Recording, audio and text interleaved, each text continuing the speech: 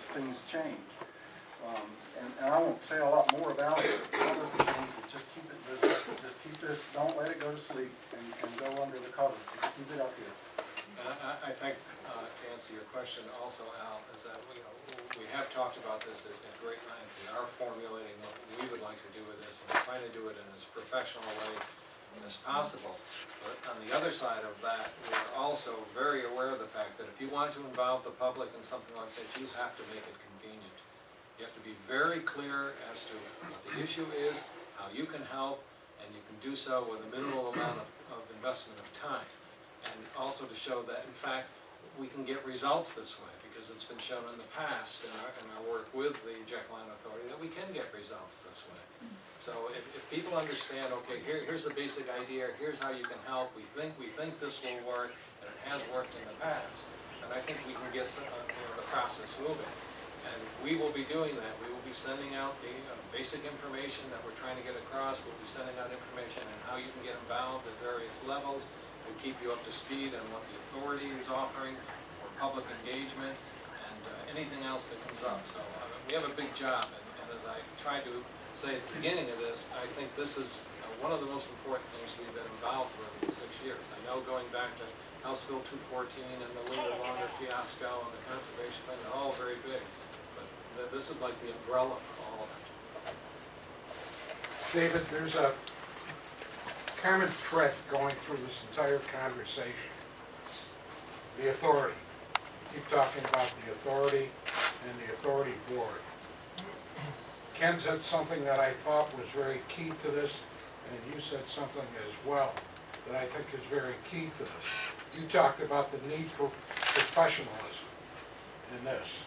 And Ken, in one of his slides, talked about freedom from political intervention. Well, if you pull all that together and you look at the authority board, what is the constitution of the board? It's a bunch of political flunkies. Unfortunately, I'm the person that you're not supposed to be. I'm the confrontational person, okay? But they're a bunch of flunkies. How much professionalism can you get out of a restaurant owner in Jessamine who has to turn to the person next to her to find out what she's supposed to say when she makes a motion and things like that?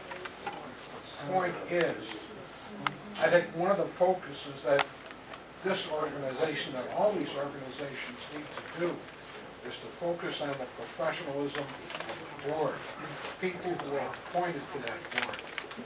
Those are the people that are capable of doing the kind of things that Ken wants to do, the kind of things that we want. Yeah, you hit the nail on the head, Frank, that, and we've worked very hard trying to do that with the appointment of Dr. Ike, Al Ike, recently.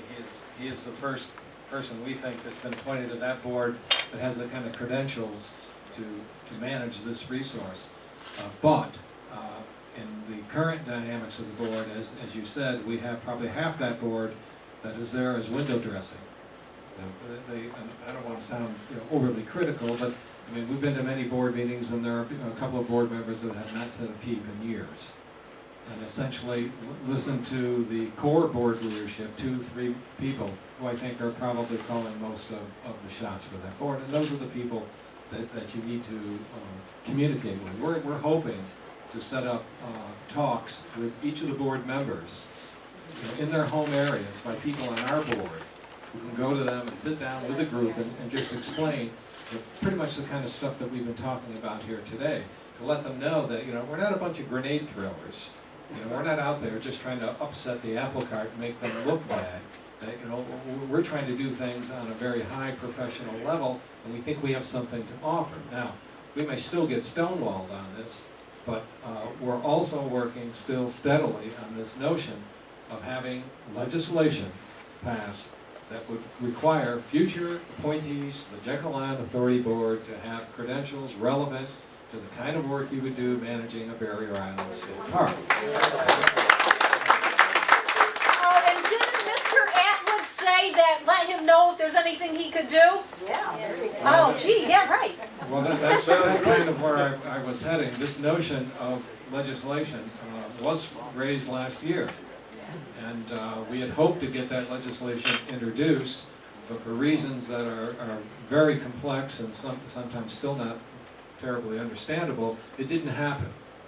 But we did get the one appointee, and that's a step in the right direction. We do know that the governor, and it may not just be Nathan Deal, it may be governors as a class, generally don't like to have their hands tied in any way when it comes to appointments. But our point of view on this is we're not trying to tie anybody's hands. We're saying, here is the vast pool that you can pick from. You're the governor, pick whoever you like, but pick somebody who has the credentials. The term of the board, how long do people serve? And when are people 4 years? And so when are people's times up? We don't have another one coming up this year. We had 2 reappointments this year. Buddy DeLoach and Mike Hodges were reappointed for 4-year terms. Al Ike got a 4-year term just coming in. And I think it'll be 2 years before any Bob other board Kruger got reappointed last year, and so did Sybil Lynn. Right. So, One other thing, and then I think we'll move on. This has been an excellent discussion. Dory Ingram and I visited the state capitol, and we met with a member of the governor's staff about this very issue.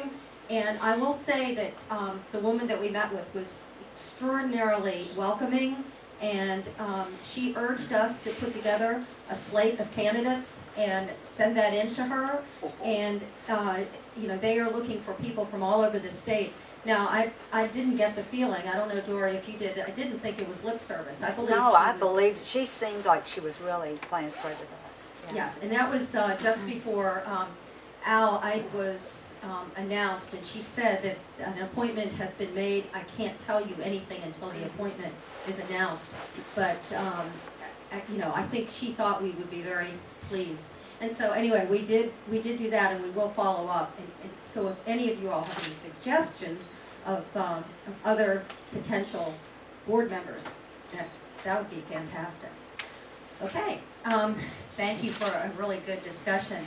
Now I would like to introduce Jeff Chapman, former state senator and former gubernatorial candidate, and also just, you know, all around champion in many, many ways, but certainly for Jeff Island State Park. And we've already mentioned, if it hadn't been for Jeff's courage, integrity, and everything else, you know, we would have a very different South End and a very different Jeff Island State Park right now. So, it's my pleasure to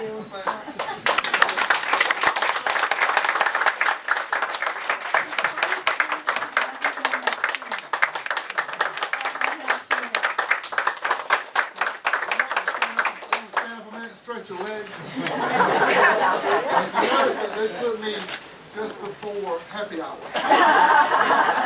So thank you very much. I just saw somebody say that once at a meeting about stretching your legs. I'm going to try to do this without the microphone. Okay? If it doesn't work, say so. I'll do better. You know, I'm sitting back there listening to all this talk, and I kept writing notes and saying, you know, things that David and Dr. Cordell and Dr. Egan was speaking of. My wife is in the back. Let me go ahead and recognize her.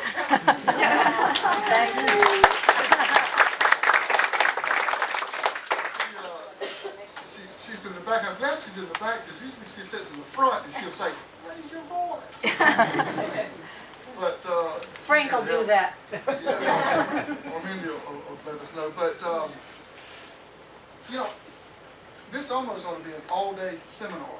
For General Island State Park people to come, because you've got so many people that have so much knowledge and so much history. It's really interesting, and the caliber of people involved in the work of Jekyll Island State Park. Those folks didn't know what happened to them when they made the mistakes that they did. For years, things have just kind of happened over here. And an example of that is look at the pier.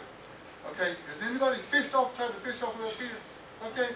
Obviously, they didn't ask anybody for any advice, because I was raised on a saltwater creek, okay? When you throw your fishing line off, if it's a cork, it's gone. It's gone. That's why you have to have a boat anchor to drop your line of fish. Do I was put there?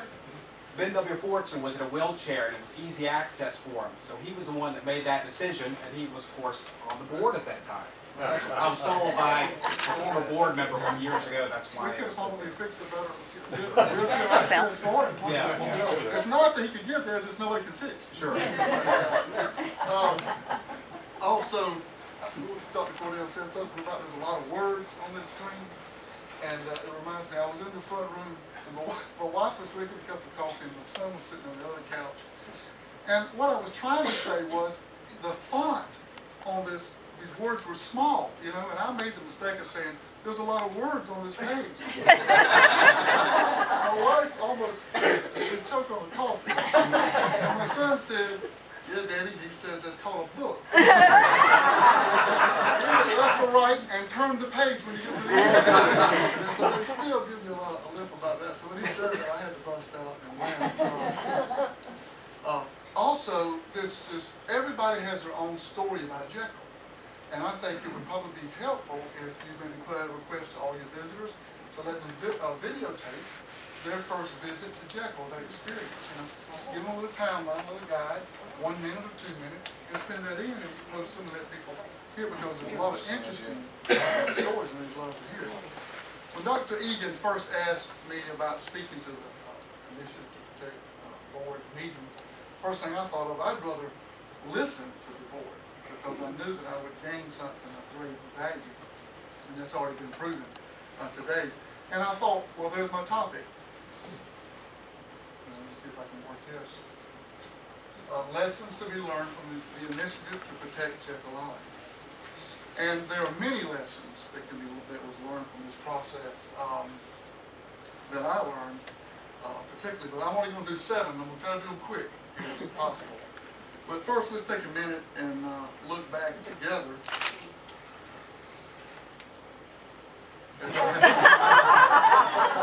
Well, you know that thing about hindsight's 20/20. It really is. And please don't say out loud who you think that looks like. But lesson 1. What is more dangerous to life, liberty, and property than the Georgia General Assembly in session?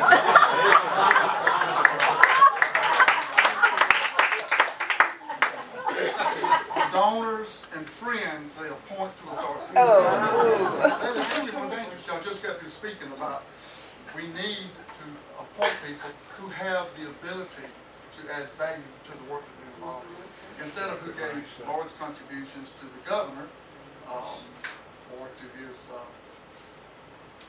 cronies. Lesson 2. Clearly defined goals. What are you trying to accomplish? And that's probably one of the best parts of the Initiative to Protect Jekyll, is how organized they were. The fact that they understood, they kind of knew what they wanted to accomplish.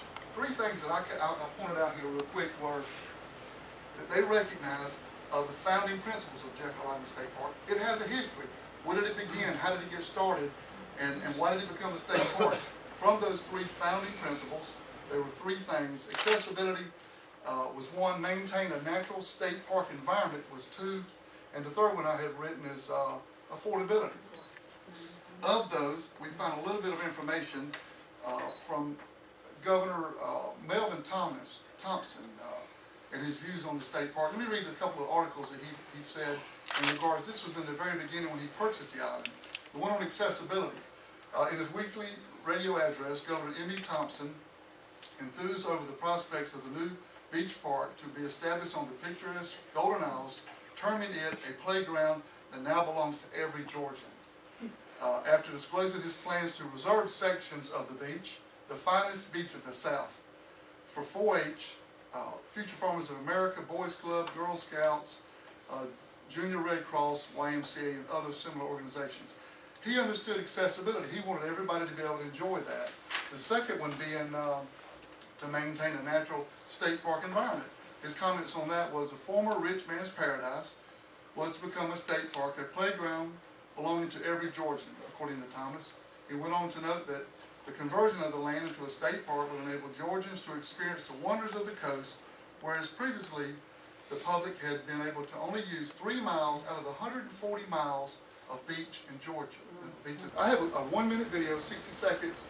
I was trying to find an example. This kind of reminds Mindy of one of her students, but I tried to find an expert on the truth.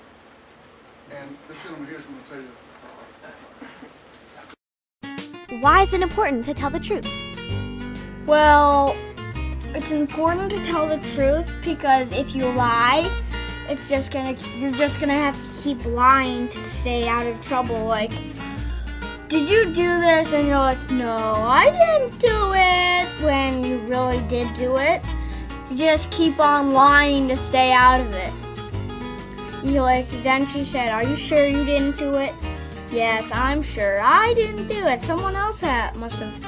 And then she said, did you do? Well, how do you explain this? Oh, it's not true. It's not true. I didn't do that. Someone else did. They find out, and then you get in big, big trouble. Like, if you only lie once, you'll get in big trouble. But I mean, keep on lying, then you're in humongo, you're in for it.